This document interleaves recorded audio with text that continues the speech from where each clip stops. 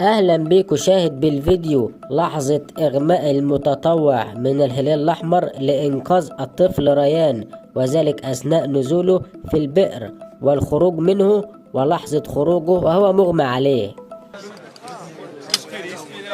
آخر تطورات عملية إنقاذ الطفل ريان. ما تزال جهود السلطات المغربية مستمرة لإنقاذ الطفل ريان البالغ من العمر 5 سنوات بعد سقوطه في بئر عميق بإحدى القرى الواقعة شمال البلاد، حيث بدأت القصة عشية يوم الثلاثاء عندما سقط الطفل ريان في بئر عميق يبلغ عمقه نحو 32 متر في قرية أغران شمال المغرب.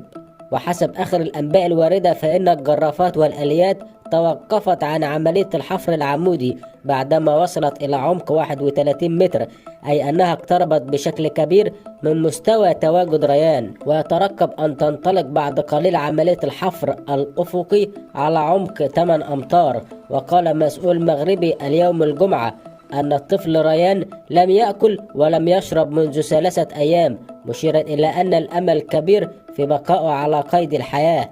وفي تصريحات لوسائل الإعلام نفى رئيس لجنة تتبع إنقاذ ريان عبد الهادي التمراني أن يكون الطفل قد تناول أي طعام، عكس ما تم ترويجه على مواقع التواصل الاجتماعي، مضيفا أنه يجري تزويده بالأكسجين على مدار الساعة بدون توقف.